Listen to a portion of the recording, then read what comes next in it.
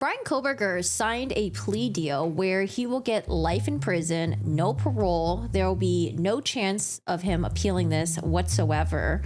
And the Gonzalez family have been very vocal about this. They are not happy with it. They felt like they were shafted. They felt like Brian Koberger should have had a day in trial where he would be found guilty and then ultimately get the worst possible sentence ever, which is the death penalty. And there are some other family members as well. I think I read that Xana Kernodle's aunt was also very upset about this plea deal. But there are other family members who haven't really been as vocal in the news, but there's a new docuseries that dropped on Amazon, and we got to hear from the Chapin family. We got to hear from the Mogan family. We also got to hear from really close friends of the victims and some of their family members that were just, I don't know. I mentioned this yesterday, but when I was watching the docuseries, I really liked the perspective that they took. It was very different than the other documentary that came out on Dateline. Dateline did a really huge focus on Brian Koberger, his background, some of the stuff that people were alleging about him, people that met him in passing, people that worked with him. And so it was a major focus on Brian Koberger because a lot of people were wondering, who the heck is Brian Koberger?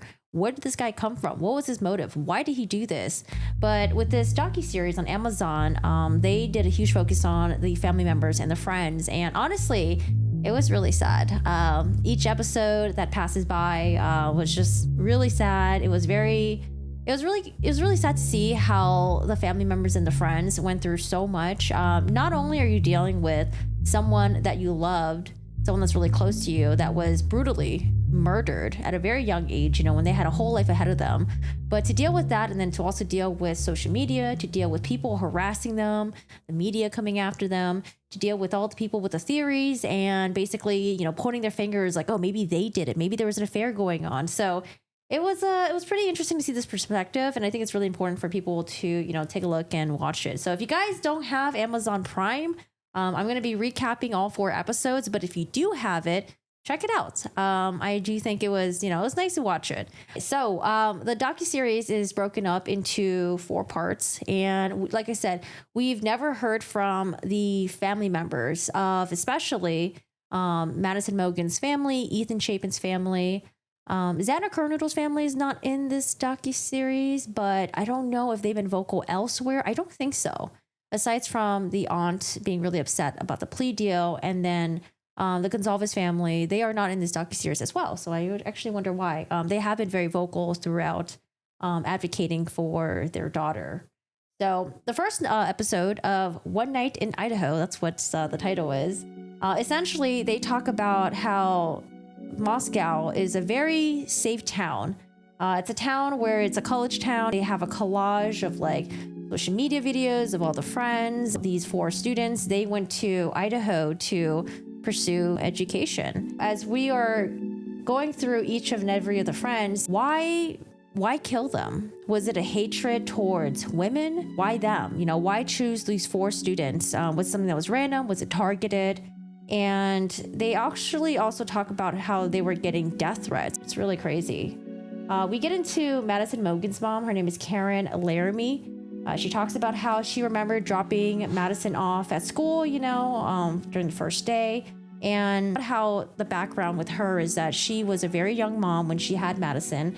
And I think Madison is her only child, which makes it even more devastating. Then we go through a photo collage of, Madison growing up. And then we look over at her stepfather. His name is Scott Laramie, and he met Madison when she was 3 years old. But I would say, at that point, you're kind of considered probably your real dad. If you've raised someone since they were 3 years old, that's being a part of their life for a very long time. They talk about how Madison met Kaylee at a very young age, and they were very inseparable. They were essentially sisters, they were tied at the hips, and the family members, they got along with each other. They applied to the same college, which is the University of Idaho. The mom was talking about how she thought that Madison would be safe. And, it's just really sad because you send your kids away. You think that they're going to get their education, they're going to learn and graduate at some point and start their own life of their own, right? They talk about how, the Madison and Kaylee, they were living, they were having very fun in college, okay? They were living the sorority life. making the most out of their, your freedom at that point, essentially. Because at that point, you're not under your parents' roof anymore. You don't have curfew. You can do whatever you want, sort of. And you start to make new friends, and you're like in a different environment. So they definitely had fun. Some more friends. There's a Phoebe, there is an Emily, there's an Ashen. These are all friends. Phoebe talks about how Kaylee was someone who was a prankster. She would pull a lot of pranks on people. She was a very fun, loving, like a silly gal type of person. Xana, they mentioned that Xana was like a wild child. Xana had like a music list that everyone always loved. Like she knew what kind of music that everyone would like. She would be the one who'd be, I guess, the DJ at the parties. Ethan was a triplet, which I thought was pretty cool. We learned this recently. I didn't know that Ethan was really tall because in the pictures that I saw with Ethan, I couldn't really tell. I was like, oh, Ethan could look like he'd be maybe like less than like 6 feet, maybe like 5'8", 5'9" or something.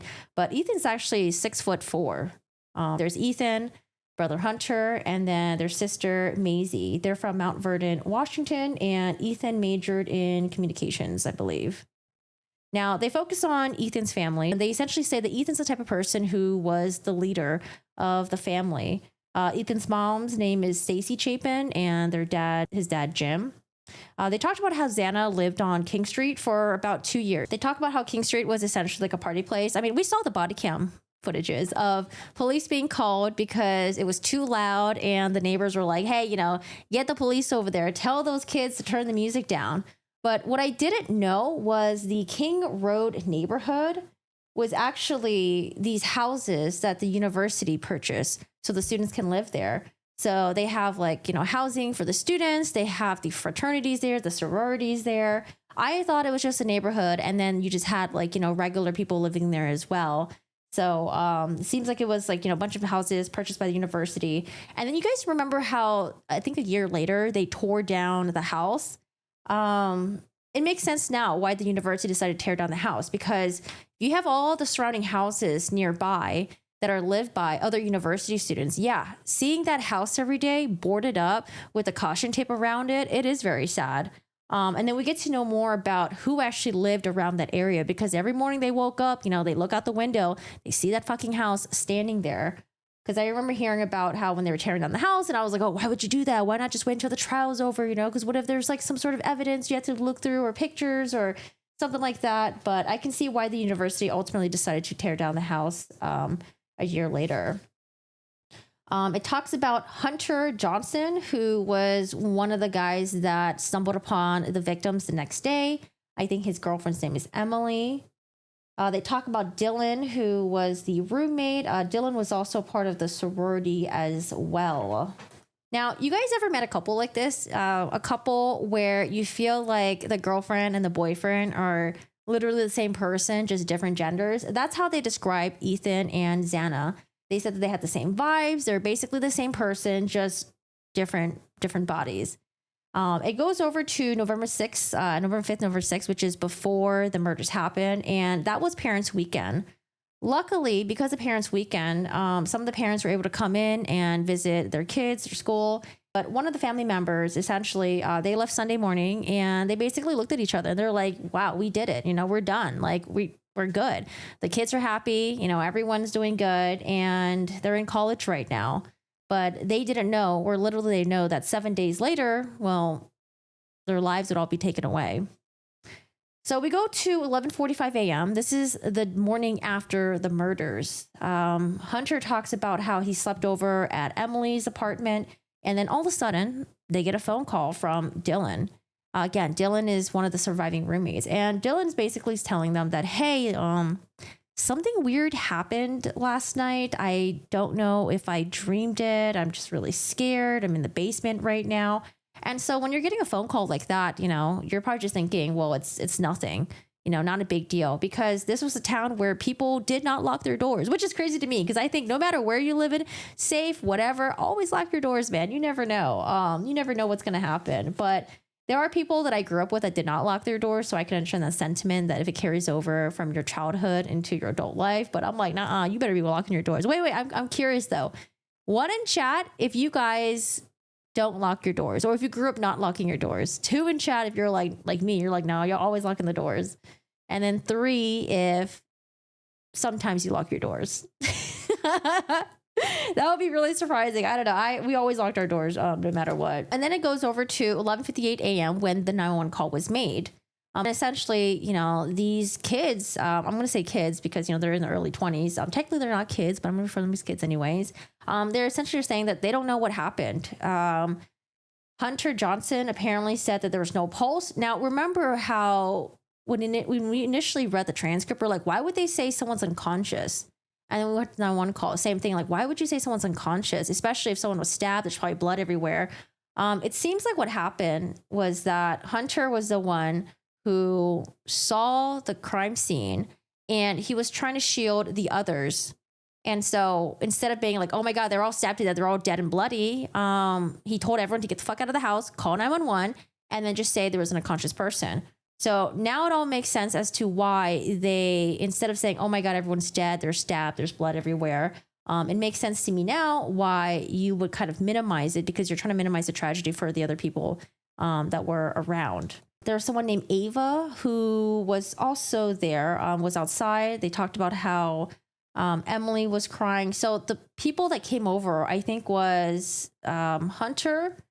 So there's two Hunters, actually. Ethan's brother's name is Hunter, and then Ethan's friend is also named Hunter. But Hunter came over, Emily came over, and I think maybe the third person was Ava at some point. But Dylan was basically outside. She was crying as well. She was saying that she couldn't believe that someone would do this. At this point, they don't really know the status. They all know that Xana is unconscious, but they don't know, the status with Ethan. And at some point, they're like, "Oh shit! Wait, what about Maddie and what about Kaylee, Madison and Kaylee?" And so, because Madison and Kaylee were not responding, people were like, oh, I wonder if something happened to them as well. Hunter was amazing for this part. Yeah, I think so. 2, 2, 1. Oh my God, I got to wonder here. 2, 2, 2, 2, 2, 2, 2, 2. Yeah, 2, 2, 2, 2, 2. In rural Vermont, we never locked our doors, but in Jersey, I have everything locked and bolted up. You're in the country in Australia, though. Gotcha. What about the doggy door? Jody Arias crawled through that. No, we don't do doggy doors in here, okay? Jody's not the only one to be crawling through the doggy doors, okay? There was another person that crawled through the doggy door as well, to break into their boyfriend's house or stalk them or something like that. But yeah, Jody's not the only one. I would do no doggy door, okay? Unless you have like a little doggy, like a little chihuahua maybe, a little tiny doggy door. So at this point, Hunter Chapin, so the triplet brother, walks over and he says that when he arrived, he could see everyone's faces. And it seems like the world just ended. He goes into the scene where everyone's at, and he's basically asking, "Where's Ethan?" Someone tells him that Ethan's dead, and so Hunter goes up to. So Hunter's telling the other Hunter that I think Ethan and Xana, I think they were murdered last night, and it's quite interesting to see Hunter Chapin's interview, because as he's talking about it, he's smiling, he's laughing, but you can tell that it's how he comforts himself, which people do that. Sometimes when you're trying to process something, even in retrospect, months later, years later, he was smiling and laughing, but it's not because he found the whole thing jovial and funny. It's because, that's just how he was just still processing it, even years later.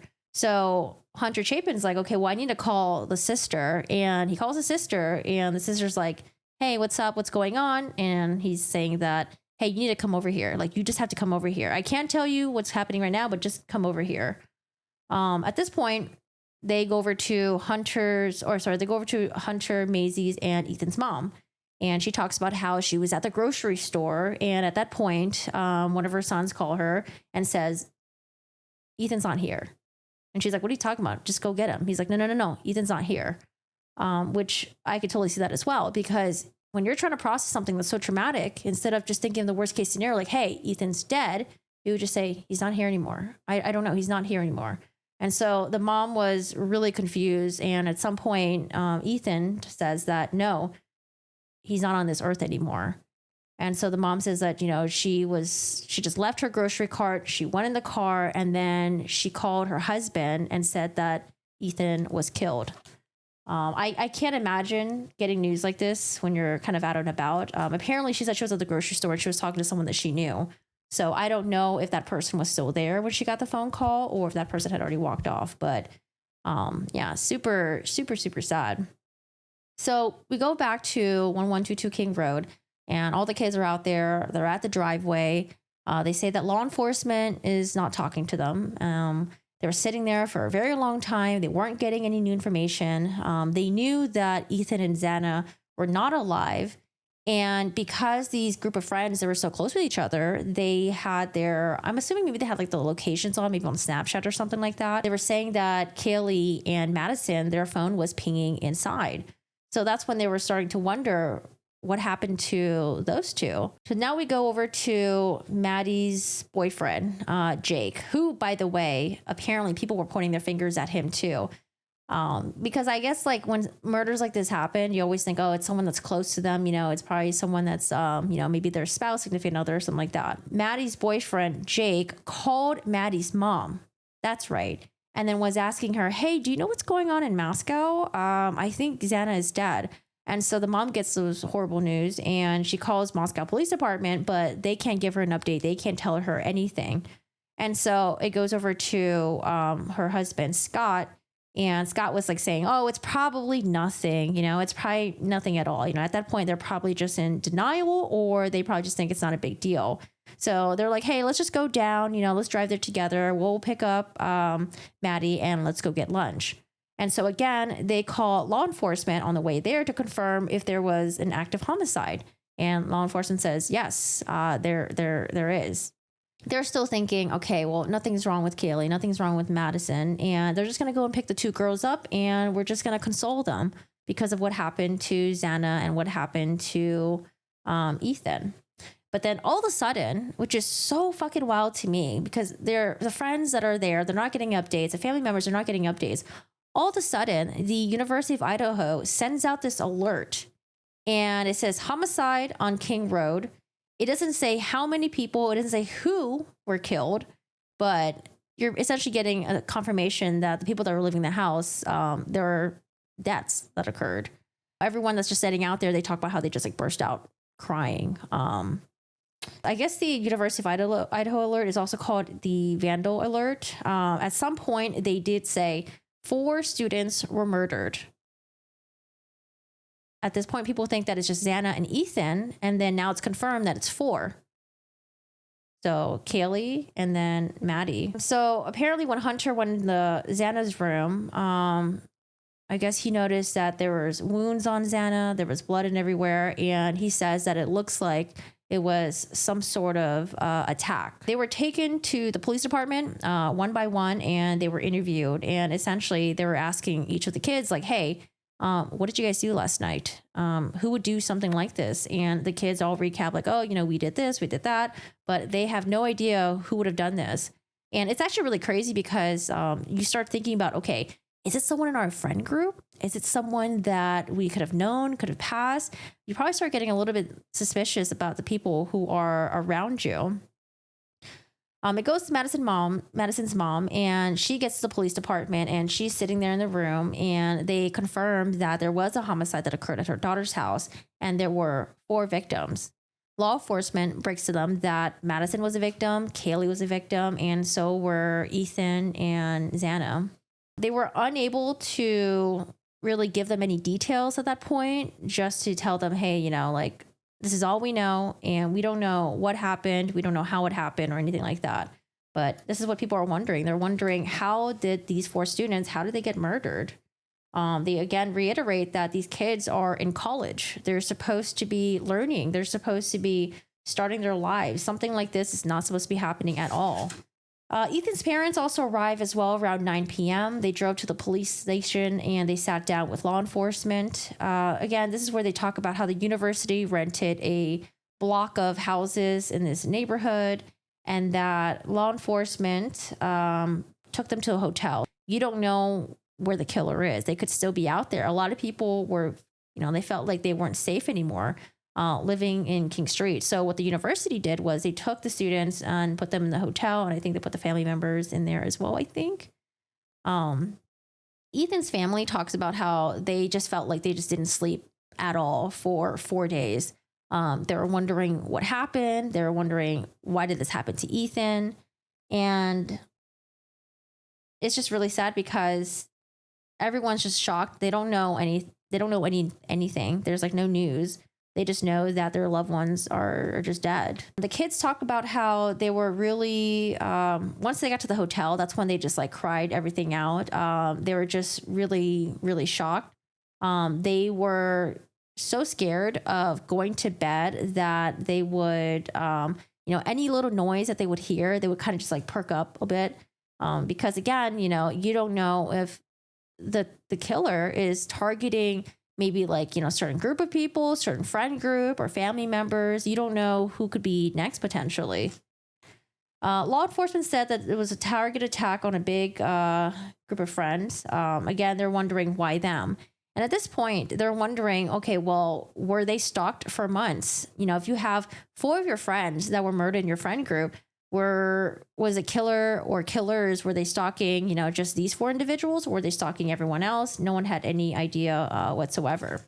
So that was the end of episode 1. I would say episode 1 was just really heartbreaking because you can see all the emotions that the family members and the friends were going through, even though they're recollecting it, 2-3 years later. I don't know when the interview happened. I don't know when they filmed this.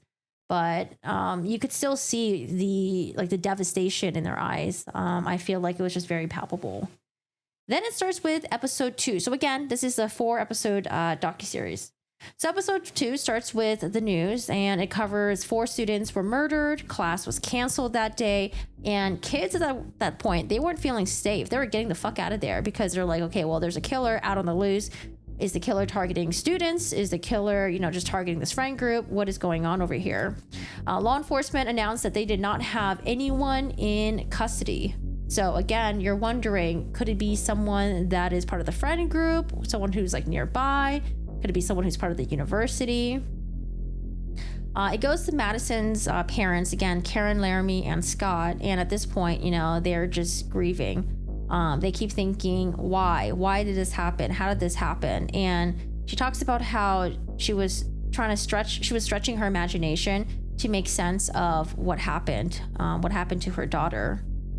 Then it goes over to Ethan's family, who live on Priest Lake, Idaho. It looks really beautiful, by the way, their house over there.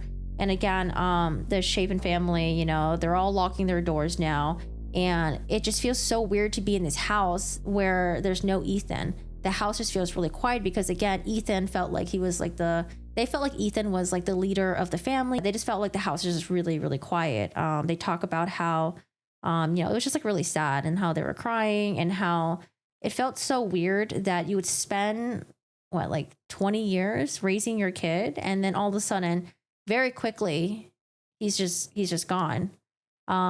They did say that Moscow Police Department did call in every day to give them updates, but we knew at this point there really weren't any updates. I think the major update that we heard was when they were looking for that white Hyundai Elantra. Hunter, who again came across Ethan's and Xana's bodies, and Emily, they stayed at the Chapin's house, and at that point, they're trying to put in a timeline together to figure out where was everyone, what was everyone doing, because even though you're not detectives yourself, it's like you're still going to try to participate and try to figure out, maybe there's something that I miss, maybe there's something that I know that could contribute to possibly solving this case, because again, you don't know who the hell did this. They talk about how, I think this was maybe, I don't know if this was the day before or the day of, but they were talking about how at the King Road house, they were partying, they were drinking all day. It says pick with M on K. I don't know what that means. Oh, there's a picture with Maddie on, I think, Kaylee's shoulders. That's on social media somewhere. Xana and Ethan, they went to, I think it's a football game. I just wrote game, so I don't know what kind of game it is. I'm assuming it's football. They talk about how Saturday, November 12th. So again, this is would have been the day. There was a fall formal where Maisie, again, Ethan's sister, she was like, she didn't really have a date. So Ethan was like, hey, I'll go with you. And so it's like really cute, And I feel like if you're like the parents, you're just like, oh my gosh, it's so nice to see my kids all get along with each other and all be so close to each other physically and then also emotionally as well. And she talks about how the last text message that she got from Ethan was "love you," which she thought was weird because she was like, oh, this is kind of weird. He usually doesn't really text anything like this. Maybe Ethan was drunk or something. Maybe he was feeling really emotional. But Ethan wanted to hang out with her. He's like, hey, come on out, hang out. And she's like, no, I'm going to bed. Okay, I'm going to bed. And he's like, okay, well, love you. And so that's actually really sweet. Like that's the last text that you get from your brother before he was murdered. 9 p.m. There was a Sigma Chi launch party. And so Sigma Chi, this is kind of interesting because I guess there's a group of people on the internet that were going after this. I think it's a fraternity. There was like theories about how they could have been a part of it. They could have done it. And there was like this one guy who goes into the fraternity building, and Sigma is like kind of like an E shape. And I guess Kai is like X, and he's like, oh, it's like Ethan and Xana. I don't know. I just thought it was kind of weird. But apparently Hunter Chapin was also at the party as well, because I think this is his fraternity, actually. He actually has like a room in the building here. I forgot what channel and streaming service is a docuseries on again. It's on Amazon Prime. So I don't know if you guys have Amazon Prime. I don't know if it's also like region locked as well, or if it's available in all parts of the world, but it is on Amazon Prime. All 4 episodes came out in one day on Friday. Brian's eyebrows ran away and forgot to come back to court when he played. Guilty. Cannot imagine what the family's lives are like now. Yeah. It's very sad. But they talk about, there's an interview that they did on News Nation where they talk about the plea deal and the lives afterwards. So maybe we'll watch it together with you guys. Now, going back to the timeline. So again, 9 p.m. was when they had a Sigma Chi launch party. Ethan, Xana were there. Hunter Chapin was also there as well. It seems like he had a he had a room in the fraternity. At 1:40 a.m., Ethan and Xana went back. And then it goes to 1 a.m. with Maddie and Kaylee. Maddie and Kaylee were drinking at the Corner Club bar, and there were, I guess, speculations and rumors about the 1122 King Road house. There were rumors that, okay, well, who did this? Could have been someone at the fraternity party. Could have been someone at the bar and they saw Kaylee and Maddie together. And so there were rumors that were spreading that, 1122 King Road is a party house. It's actually like an open door policy. Anyone could just walk in and out at any time. It was a drug house. They were doing drugs there. Maybe people were dealing drugs as well. There was a rumor about how Ethan brought drugs that night and then he was murdered. Maybe they were killed because it was a robbery gone wrong. But the friend says that no, 112 King Road was not like that at all. It was a very safe space. We partied there with our small, close group of friends. And no, we didn't do drugs. So trying to dispel all the rumors there.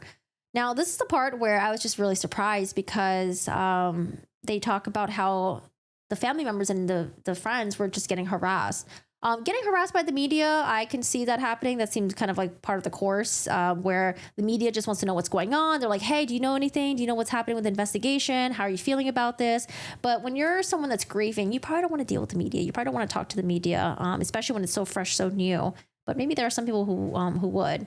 But the family members, they just felt like, we don't know anything. We don't know anything at all. We don't have any updates really from law enforcement other than just like daily call-ins, which has, they hadn't really had anything come up in the investigation. But they said that they felt annoyed, pissed, and it was terrifying.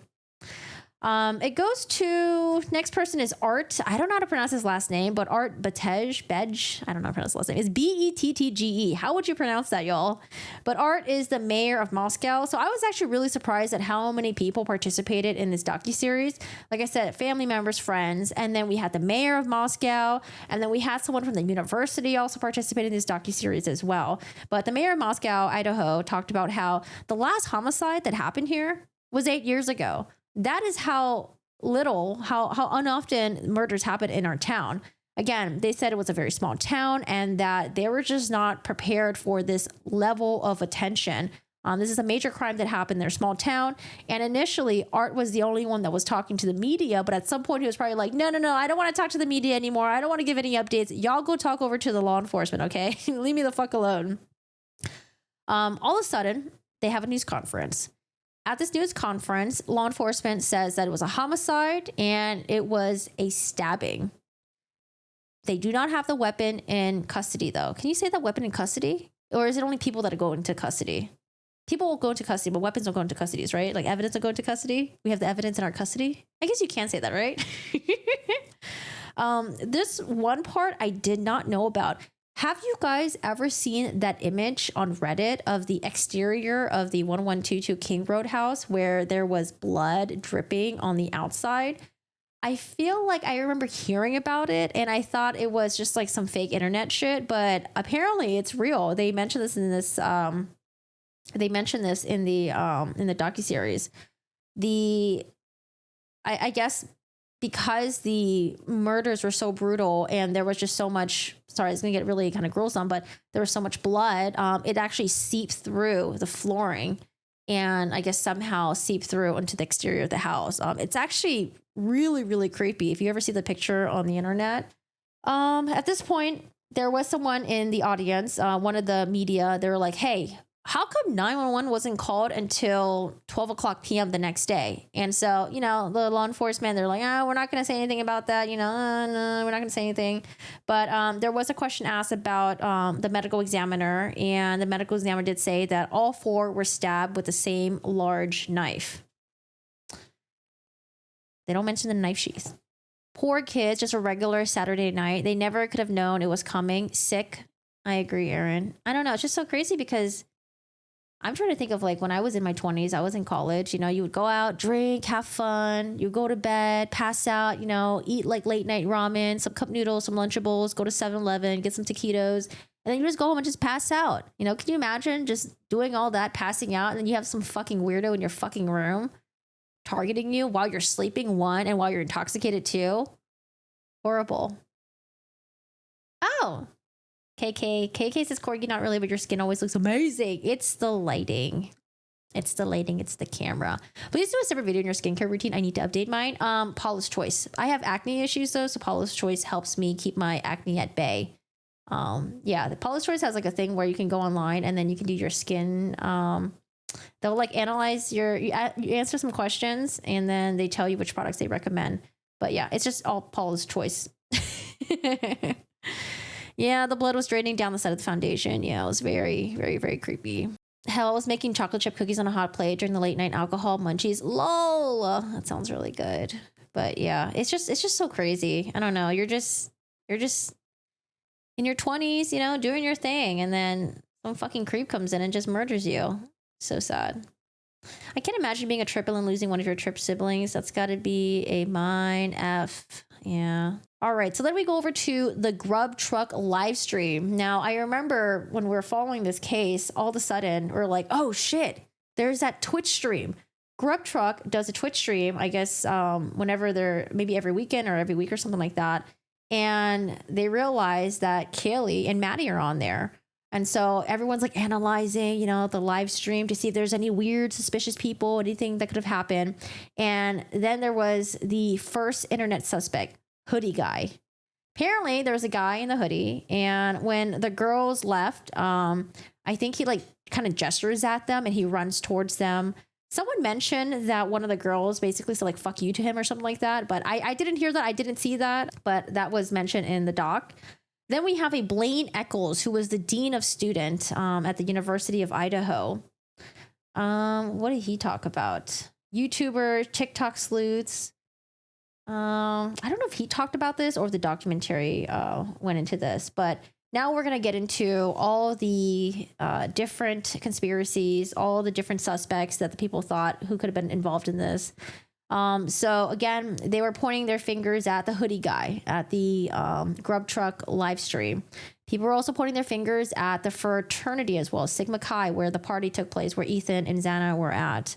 Apparently there was a kid at Sigma Chi that was like the drunk driver, or sorry, designated driver, not the drunk driver. That's a whole different one. He was like, seemed like a really nice kid. He's like, hey, I'll be the designated driver. Y'all get shit-faced drunk and I'll drive you guys to where you guys need to go. So that way you guys don't have to worry about driving, walking, being intoxicated, getting Uber because they're expensive back then and stuff like that. But yeah. So there was a kid that was like, hey, I'll drive you guys around and stuff like that. But apparently that kid got doxxed. Because people were like, he might have been involved. He might have done this. But they doxed the shit out of that kid. There was also the wrist tie guy.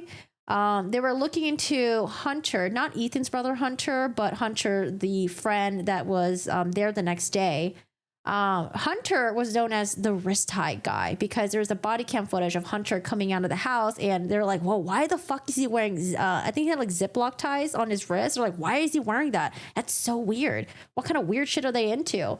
And so one of the friends explained that like, oh, there's this drinking game we do where we zip tie people to each other and they have to finish their drink or something like that. I don't know. I've never played that zip tie, wrist tie game before, but college students, am I surprised? No, we get really creative into what kind of games we do. And we do really crazy, weird shit with drinking stuff. Okay.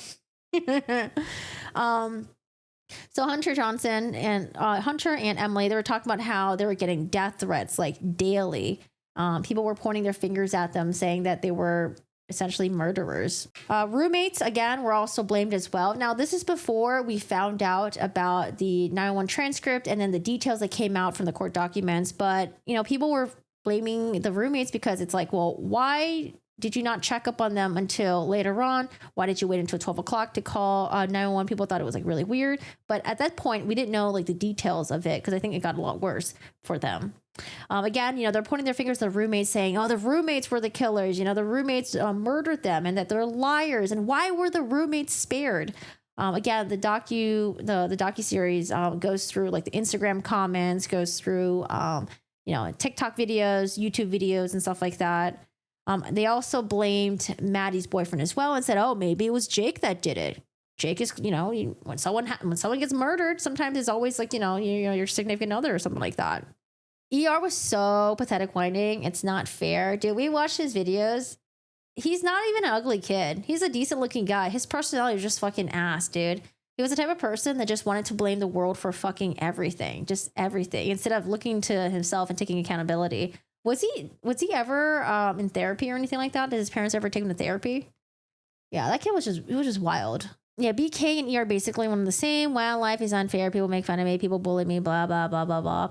I just feel like I don't know too much about Brian Koberger yet. I just don't know if I would consider Brian Koberger an ER because ER is very vocal about everything. Brian Koberger, I don't know if he's just like, maybe he's more of just like a weirdo. I don't know if he treads into incel territory for me. I don't know if Brian Koberger was just like a guy who's just like fascinated with serial killers and they just want to just kill people. Elliot Rogers was like, oh, fuck women and people don't want to be friends with me. I want to have a relationship with them and they think they're too good for me and all that stuff. With Brian Koberger, I don't know. I don't know if I see him as an Elliot Rogers. Maybe if more details come out. Thank you so much for liking the stream. I appreciate it. If you guys are enjoying the stream, hit the like button. This is so shocking to so many. No leads, no answers from the police. So many people were grasping at every theory, no matter how outlandish, for someone to blame. Yeah, I remember as each week passed by, I was like, fuck, dude, I hope it's not going to be a cold murder case. I hope they find answers. All right. So law enforcement, they are getting tips about everyone. And law enforcement does a press conference where they're like, okay, let's start clearing people because these people are getting harassed. And so they address the rumors.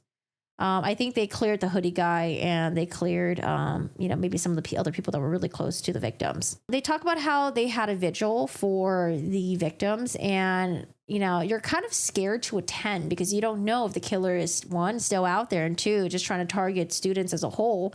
And what if the killer shows up? Because we always hear about, when you're watching those like serial killer movies, TV show, it's like they always come back to the crime scene, or they always come back to be part of the investigation, or they always come back to the vigils because they just want to see, they want to see what kind of terror they put on upon these people and what kind of effect they had. And they just want to be, just be a part of it. And so they had a vigil at the university, I think, and security was like really tight. Some of the victims' family members had security detail following them around. There was the what's it called again when you walk through those security thing and then like basically checking to see if you have any guns or anything like that. But everyone was like scanned just to make sure that no one's gonna bring anything dangerous to the vigil. Stacy Chapin, she spoke. The Gonzalez family were there as well. And again, people are wondering, is the killer here right now? Is the killer here amongst us? People were scared that this was going to be a cold case. There was no suspect. The police cleared the food truck guy and the police cleared the friends. There was no suspect in custody. I have something about phone call here, but I don't know what that phone call note is about. That is the end of episode 2. So episode 2, we're basically just seeing the aftermath of everything and how it affected the family members, the friends, and then people who were pointing their fingers at possible suspects or suspect that could have been involved. Now we jump on to episode 3. It is December 30th and it is 47 days later. There's a press conference. They finally say, we got someone.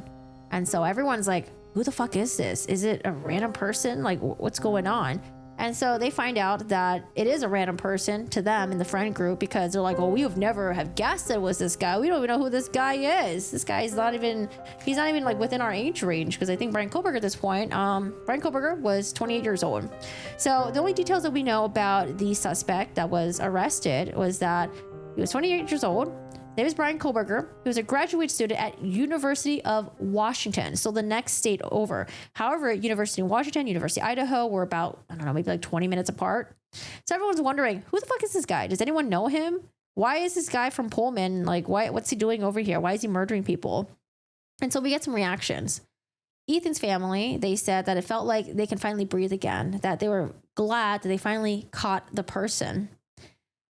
Maddie's family said that it was like a nightmare that they were going through for the past 6 weeks. Brian Koberger was in Monroe County Corrections in Pennsylvania, and then he was transported over to Idaho. They talk about how Moscow, again, very small town. The moment that the suspect was arrested, everyone just felt like a sense of relief. They felt like there was a sense of pride that we finally caught someone and a little bit of celebratory as well.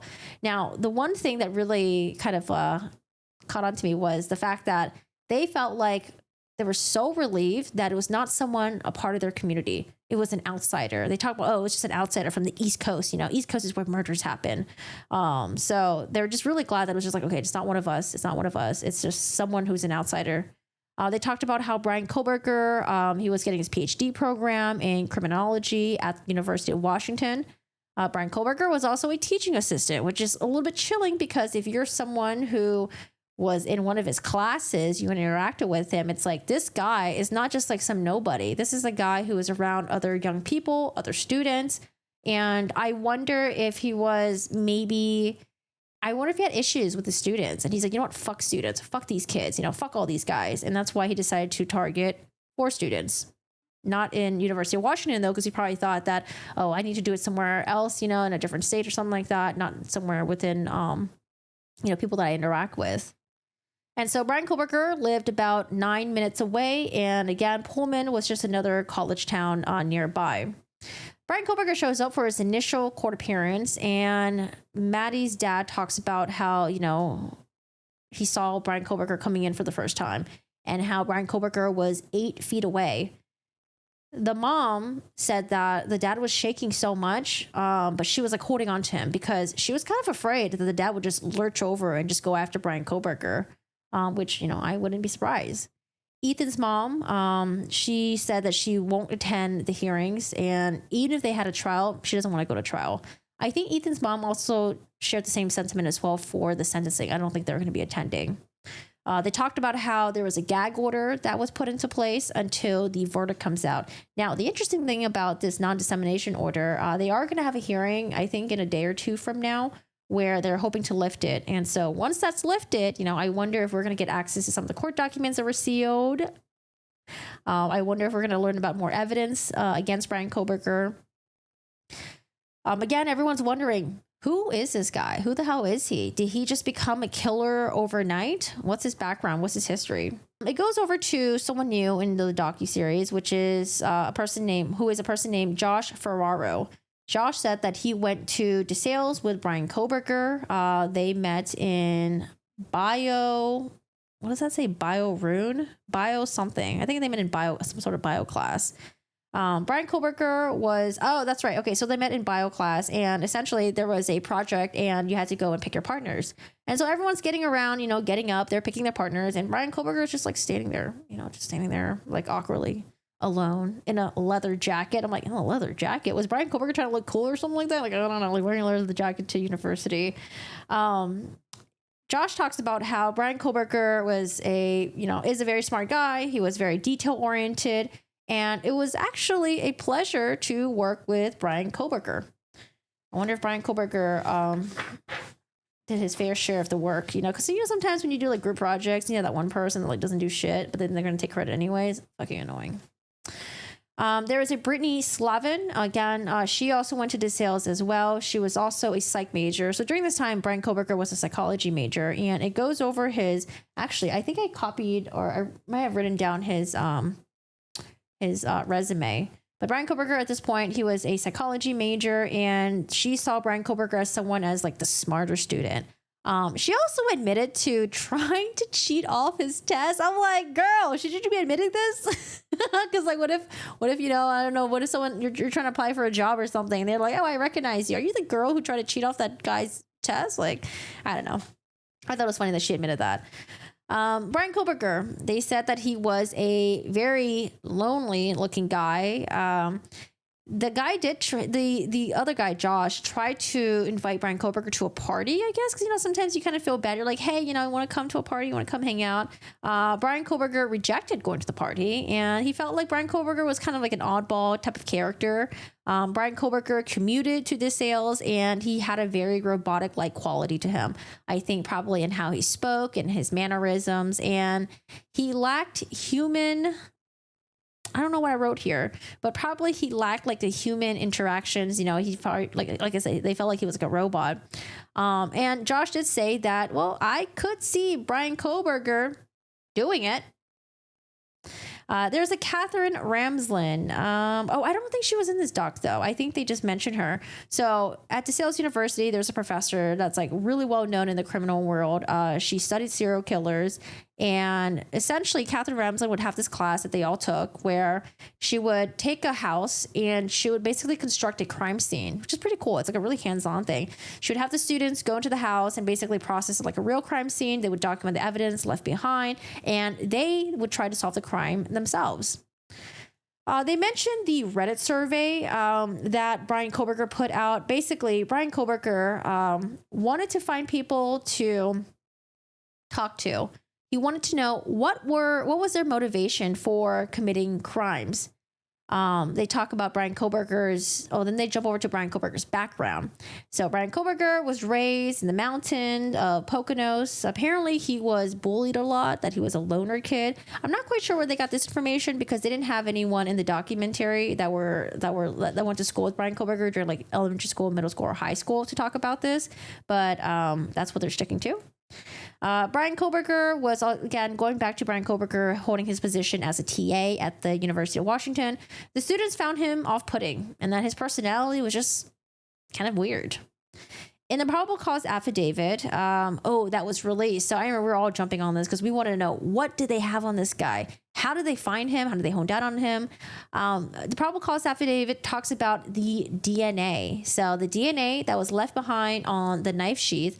And again, they were able to match this DNA because they went through Brian Koberger's family's trash and found like a Q-tip that belonged to his that his dad used or something, and was able to determine that the DNA on the Q-tip DNA of the Q-tip was a is it paternal DNA to the DNA found on the knife sheath. They also went through the phone, the phone locations, and then the vehicle matching as well, the white Hyundai. Now in the docuseries, they're going to talk about the timeline. So timeline of before the murders, during the murders, and then the after the murders. They talk about how Brian Koberger leaves his Washington apartment. 2:47 a.m., he turns off his phone. However, before 3:30 a.m., the car on the surveillance passes King Road. Between 4 to 4:25 is when they think the murders happen.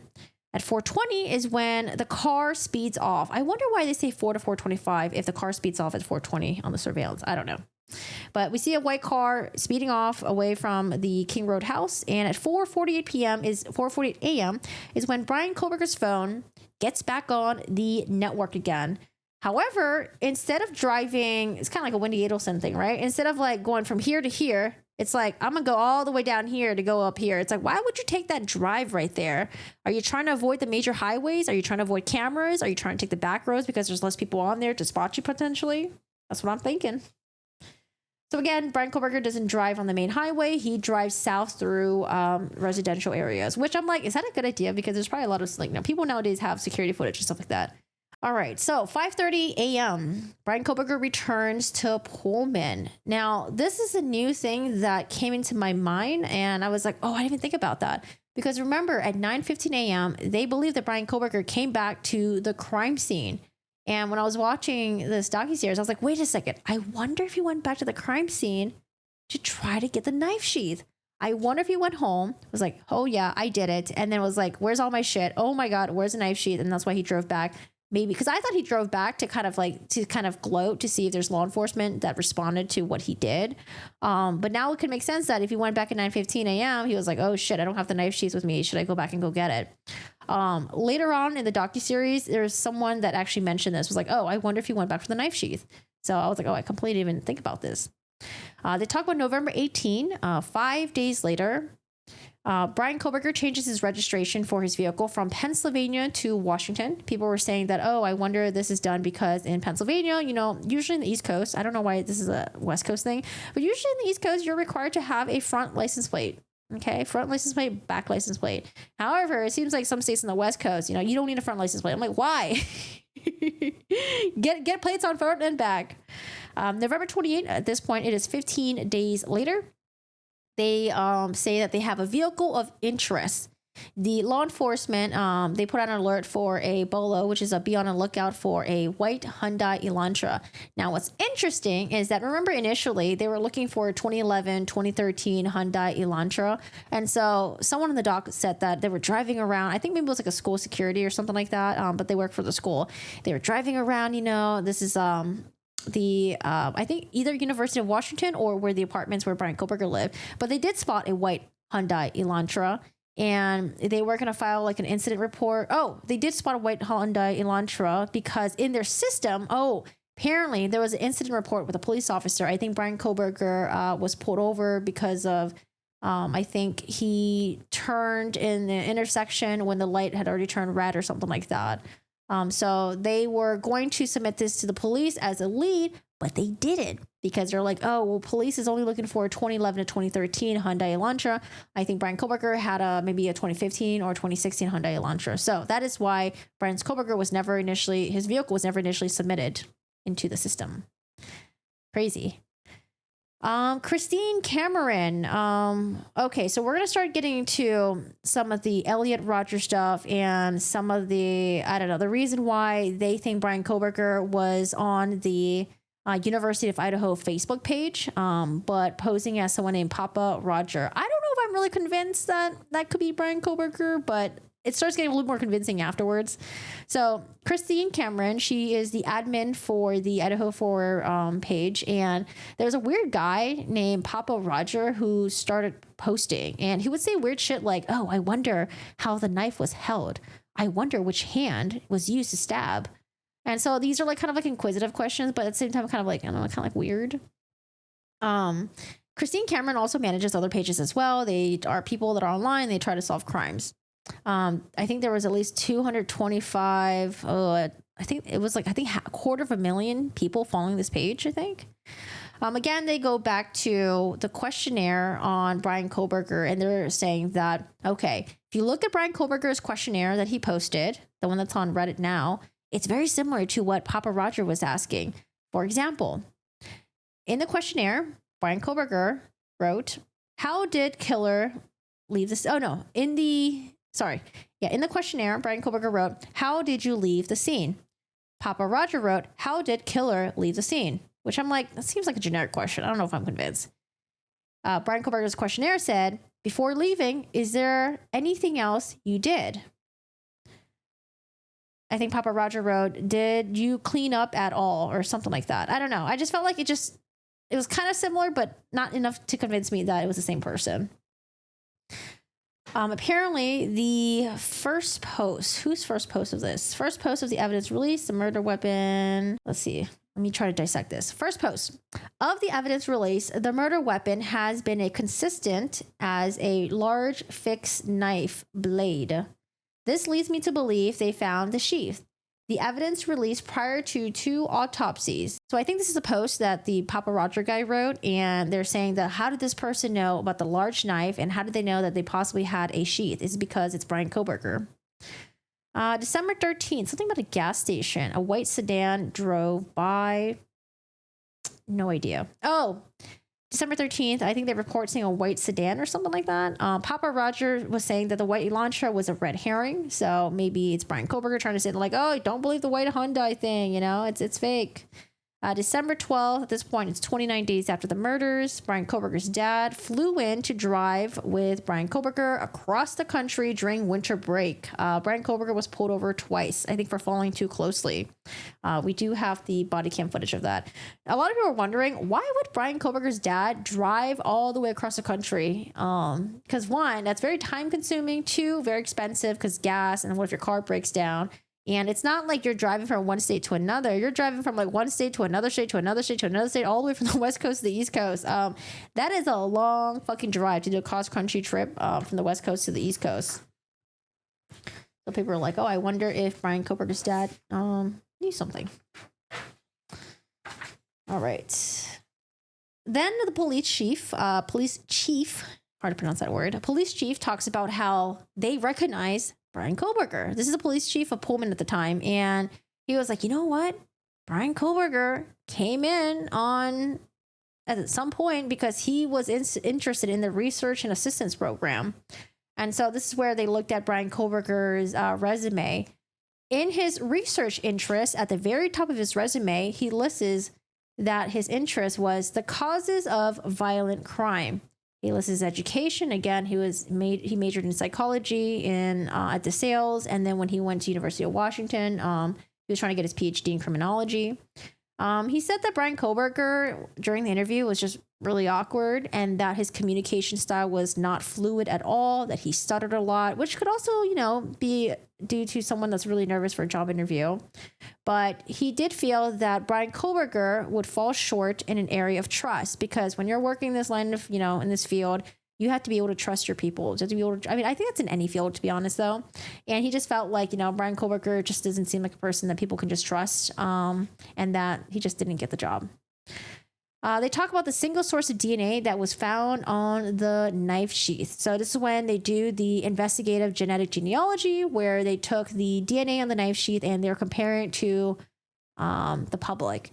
And so these databases, technically, there's this whole thing that Ann Taylor will tell you about how, the government, they were not supposed to access these databases to compare the DNA, but they did it anyways. This whole thing about that. And so they were able to pinpoint to the Kohberger family. And when they wanted to get a comparative DNA, they went to the trash at the Kohberger's family's house. They found a Q-tip, and the Q-tip had the dad's DNA on it, which would show that his DNA fathered the DNA of the DNA on the knife sheath. December 30th, again, 47 days after the murders, the search warrant was executed to search Bryan Kohberger's office and his Washington apartment. I think by this point, though, I think he was already fired by University of Washington. They will talk about the timeline of that. Bryan Kohberger was arrested. He was wearing gloves and he was throwing trash away in the bag. Now, remember, they were supposed to do a knock before they would execute their search warrant. But the reason why they did a no knock was because they were like, oh, these are under exigent circumstances. We think he might be doing something to kind of get rid of the evidence. We need to get into the house ASAP. This was his parents' Pennsylvania house. They went through Bryan Kohberger's apartment, and they said that the apartment was vacant. There was no clothes there. It seems like the person was never planning on ever coming back to the apartment ever again.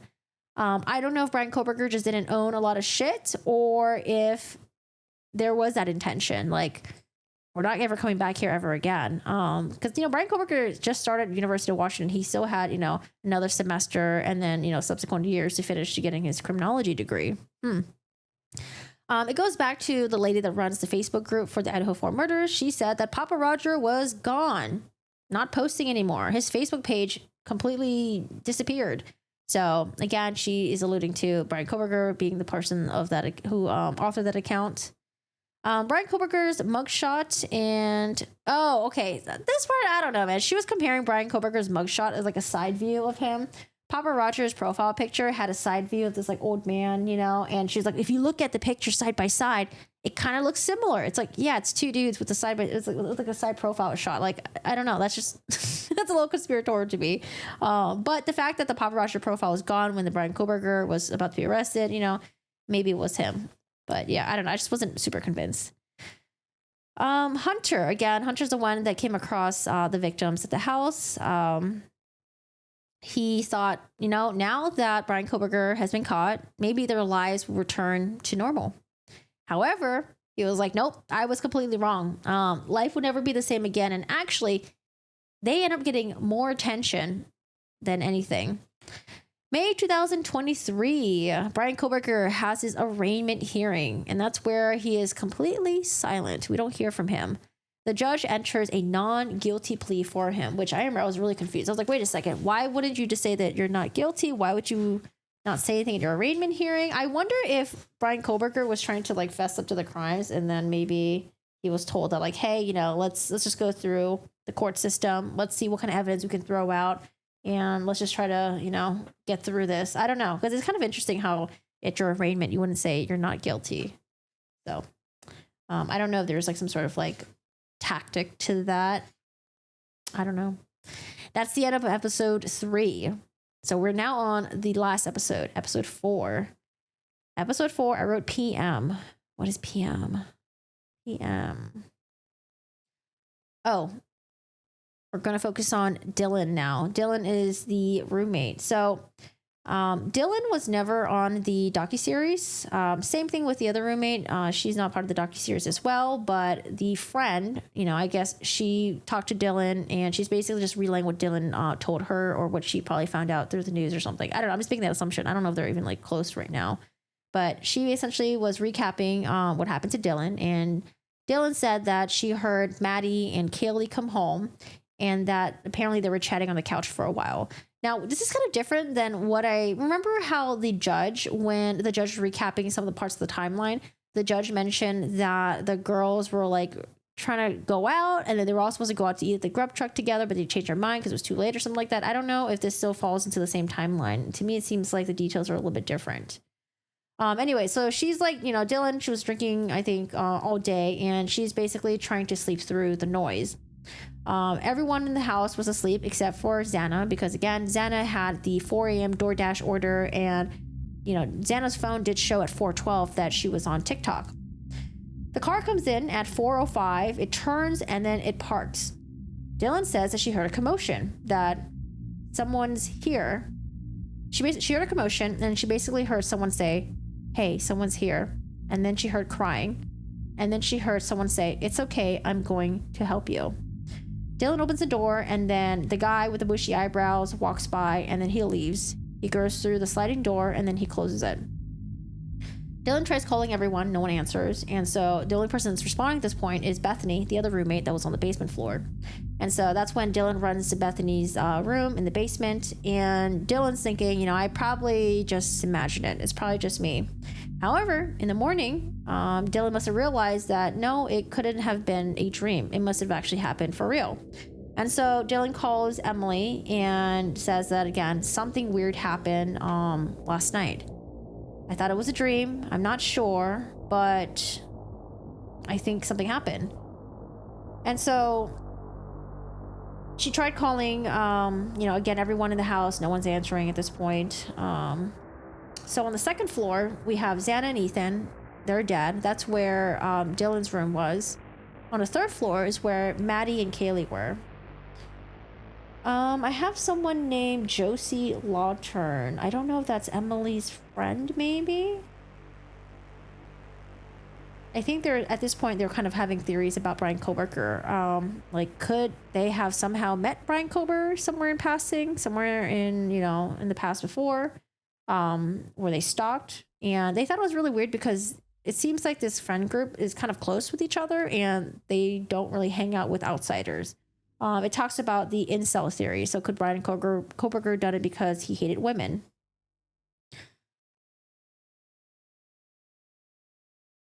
Oh, I think there was a girl that talked about Bryan Kohberger. I don't know if that's Josie Lawton. Sorry, I have like arrows on here and I don't know what happened. But apparently there was a girl that was on the docuseries and she talks about how she went to the movies with Bryan Kohberger, but he was being really fucking weird. Like he kept tickling her. I don't know. That's like so weird. Imagine like going on a first date with someone and they're like trying to tickle you. I'm like, ew, first of all, you're being a creep. You're trying to touch me and stop fucking doing that. I'm like being tickled. And so the girl told Bryan Kohberger, hey, like stop tickling me. And so Bryan Kohberger all of a sudden got really serious. And so luckily she ends the night and that's it from Bryan Kohberger. However, she talked about how she got a message from Bryan Kohberger. And I don't know if this is just like an out of the blue message or if they were messaging back and forth. But Bryan Kohberger told her that she had good birthing hips. And kind of weird to hear that. I've said that before to my friends as a joke, but to get it from a guy that you went on a first date with and you probably have no intentions of ever meeting them ever fucking again, like for them to message you like, oh, you have good birthing hips, like, dude, that's fucking weird and creepy and like not only were you trying to fucking tickle me earlier, now you're telling me I have good birthing hips. Really fucking weird. They go over to the News Nation news coverage about this, and News Nation talks about a timeline with Bryan Kohberger and the drama that he has at the university. Apparently, on September 23rd, so this is 2 months before the murders happened, Bryan has a altercation with a professor. I don't know if I'm assuming it's not physical because it's physical. You're probably getting dragged out and you're probably being let go right away. But it just says altercation with professor, so maybe like a verbal thing. On October 3rd, so a couple weeks after, or maybe a week or two after that, they have a meeting with Bryan Kohberger and to discuss his professional behavior. October 21st, there's an email that discusses Bryan Kohberger's failure to meet expectations. November 2nd, they have a meeting to, have an improvement plan for Bryan Kohberger. Like, hey, you're failing in X, Y, and Z. Here's how we're going to improve, and here's how we're going to help you. After the murders, December 7th, there's a meeting on to see how the improvement plan was going. Like, are you improving? How are you doing? However, on December 9th, so 2 days after the improvement plan update, there's a second altercation with the professor. I don't know if it's with the same professor or a different professor. I would like to hear more about what's happening here. Any of the professors out there, can you tell us what happened? There's a second altercation with the professor, and then 20 days after that, or 10 days after that, he was finally terminated from University of Washington. So I wonder if he was like, you know what, fuck University of Washington. I was terminated. I'm not coming back again. I'm going to clean out my apartment, get the hell out of here. I don't know.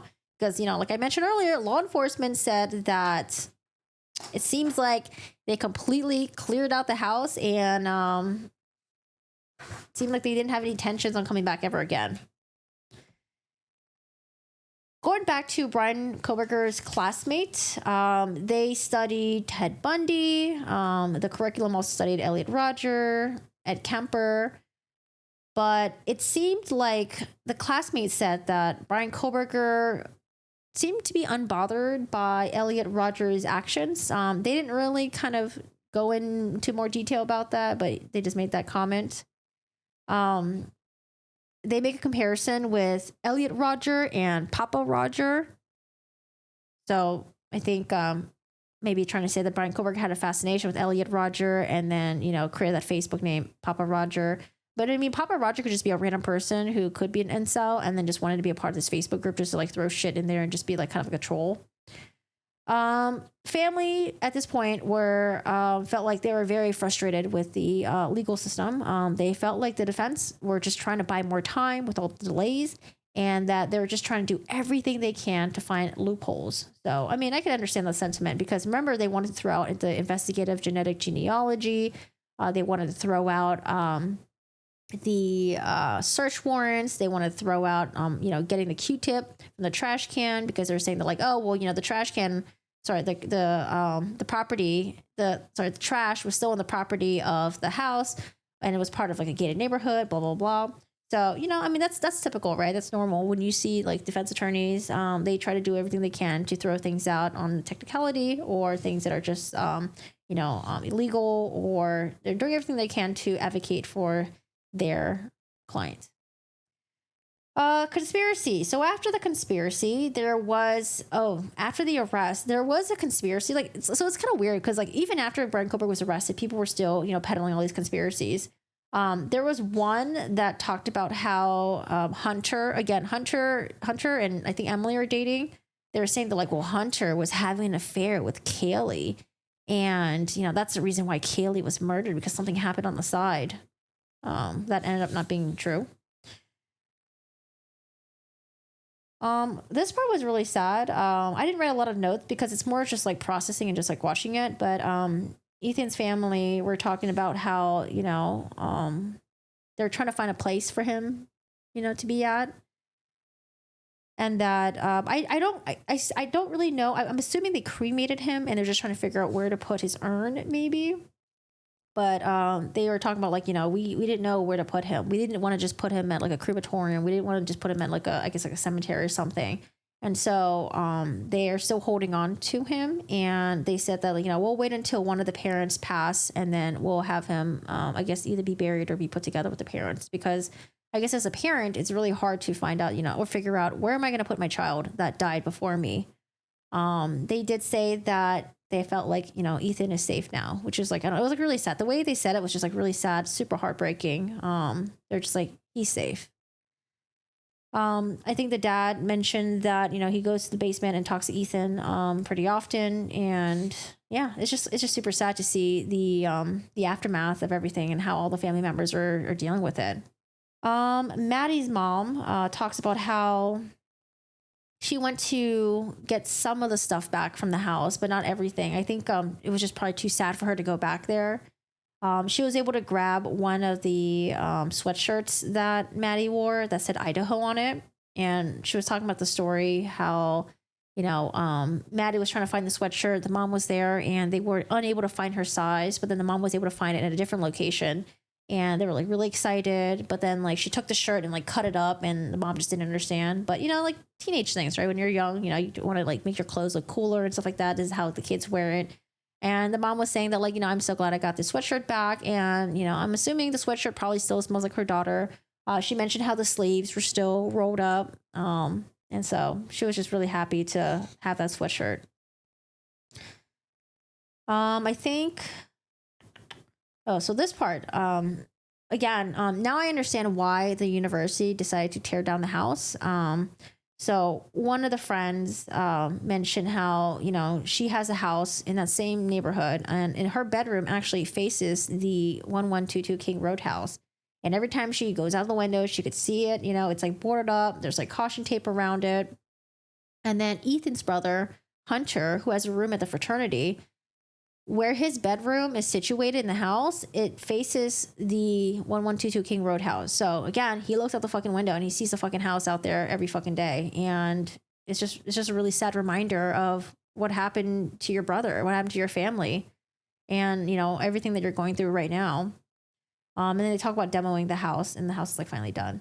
So that's pretty much about it for episode 4. That's pretty much about it for at the end. I recommend you guys to check it out. I think at the very end, they talk about how Ethan's family made a foundation for him, basically helping, I think it was like helping students, helping them pay for their education, something like that. And then there's a separate foundation with the 3 girls for Xana, Kaylee, and Maddie. And that's pretty much where it ends at. But I thought it was really good. It was very, very emotional. I thought it was nice for them to focus on the family members, the friends, to see what they were going through. Because typically when you watch, things like this, it's always just like very killer centric. It's like, oh, what we need to know more about this killer, more about the background, more about the history. But then you also forget about how, the killer's actions affected other people around. Because you would just think that like, okay, well, the victims, they're being, they're being praised by the public. They're being, kind of like seen as like, oh wow, we feel so sad for you. We're so sorry that this has happened to you. But then there's the other side of the public that, are attacking the victims, families, friends, going after them, harassing them. I think it also ends with the family members, like, for example, the younger ones talking about how, they're not even on social media anymore. Like, they can't even fathom scrolling on TikTok or YouTube or Instagram because they'll see the messages, they'll see people attacking them, or they'll see people covering this and in a way that is like, very conspiratorial, and that they're pointing fingers at these people. And so they talk about how, like, like, my Instagram is private, or I don't even have social media anymore. And so it's really crazy because social media is a huge part of our lives, especially when you're in your 20s, early 20s, I can imagine like being something that everyone uses. So it'd be weird that you're not using it yourself. So, but I would understand. It's like, fuck social media. Oh, do you see him? He's wearing his cone right now. Poor Bubble. Puppy alert. But again, this docuseries is 4 episodes. I think each episode is like 45 minutes to an hour long. It's on Amazon if you have Amazon. I don't know if this is available in all the regions. So I wanted to recap for you guys and for you guys to kind of get a feel of how the family members felt through everything and what they were going through. Because I don't know, it's just really sad. It's like, you're not only are you dealing with someone that you love that passed away, you're dealing with all the crazy shit that's happening out in the public as well.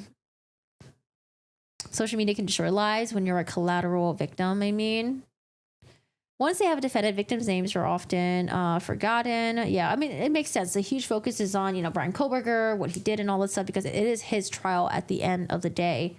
And then the family members do get forgotten. The victims do get forgotten sometimes.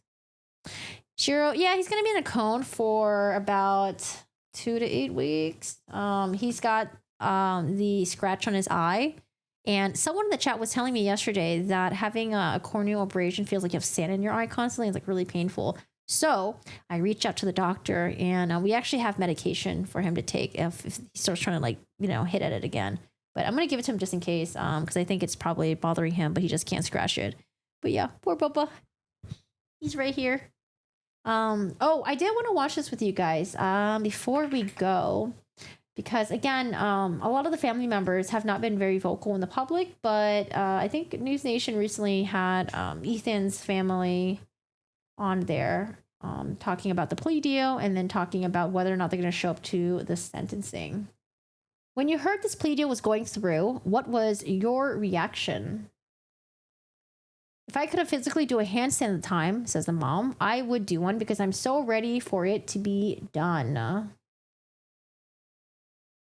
About it with prosecutors. And for us, we always felt like this was a better deal. I mean, he gets put away and there's no appeal system to it. And there were so many kids, including our own, that had been subpoenaed that no longer have this hanging over their heads. I mean, we just all get to go live our life. And then she also mentioned that her initial response was an eye for an eye, but, it goes through the rest of what she said afterwards. Like an eye for an eye, but at some point it's like, well, you got to think about the people that are alive now, alive today. There's still other, kids that are involved, and you want to think about them too. The victims' friends, the people that were the roommates, the family members. Guys, thank you so much for hanging out with me. I hope you guys have a good one. Thank you so much for the 34 likes. I appreciate it. Thank you. Y'all are too kind. I will see you guys later. For sure, I will see you guys next week. I will be streaming in a different area, so hopefully, please, will be smooth. We made sure the internet was good, but we're going to be out of town next week, but I'm going to be streaming elsewhere. So Wednesday, Thursday, Friday, I will see you guys for Koberger sentencing and Lori Vallow sentencing. And if there's anything else that pops up, we will be covering it as well. I got all the access to the Sarah Boone stuff. I might take a look at it. Maybe I'll cover it with you guys. But I really just wanted to look at it just because I was just, kind of curious what's going on with the Sarah Boone family shit. I don't know. Apparently, they're they're fighting it out right now. I don't know if there's a resolution yet. I just haven't taken a look at it. So maybe I'll cover it with you guys. Maybe I won't. We'll see. Yeah, you too. Have a great rest of your day, you guys. Take care. Bye.